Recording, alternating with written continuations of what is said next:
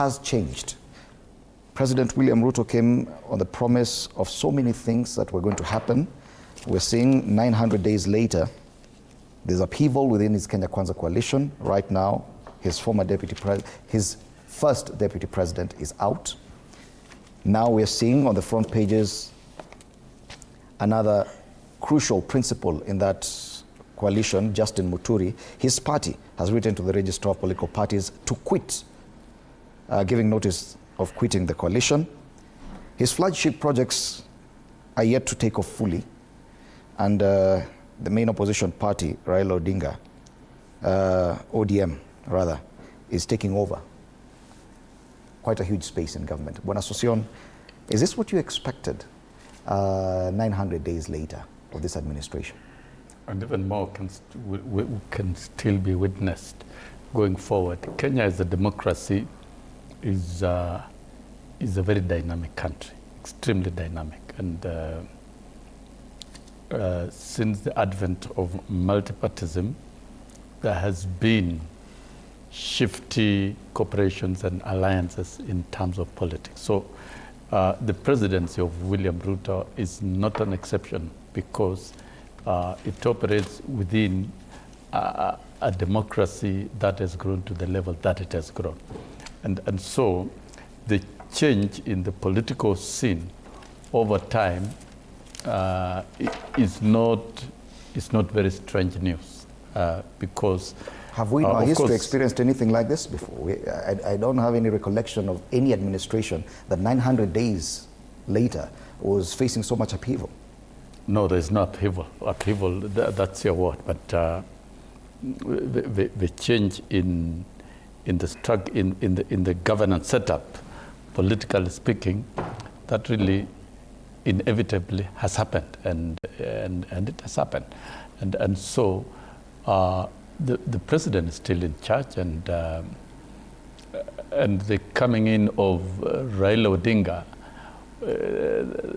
that one should not be very strange to the country, because the president, during his swearing in, committed to work with everyone. And we saw the president pragmatically supervising projects in opposition zones that did not vote for him, including Nyanza. And we have seen over time the president being able to engage people, persons outside his government. And now there's an MOU that was signed last week, and that's a living document that binds Orange Democratic Movement as a party and United Democratic Alliance as a party within the context of the broad-based government, which the president pronounced during the receipt of the NADCO report at KICC, that for him to be able to deliver on what he promised Kenyans, he thinks it is time to develop the broad-based government, and he did it. The first 5 ministers of ODM were appointed to government through that arrangement.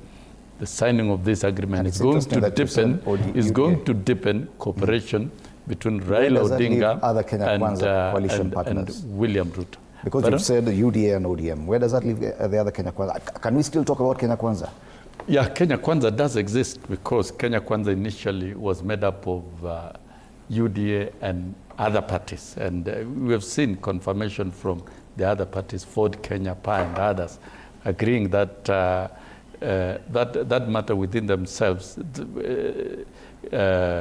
as allies of Kenya Kwanza was accepted and is accepted. And so alliance between distinct parties and distinct parties meeting, even if they're within alliances, and entering into agreements, cooperations, and developing frameworks is permissible in law. It doesn't affect the existence of other parties, and it doesn't affect the relationship of particularly Kenya Kwanza with the other allies within within the alliance.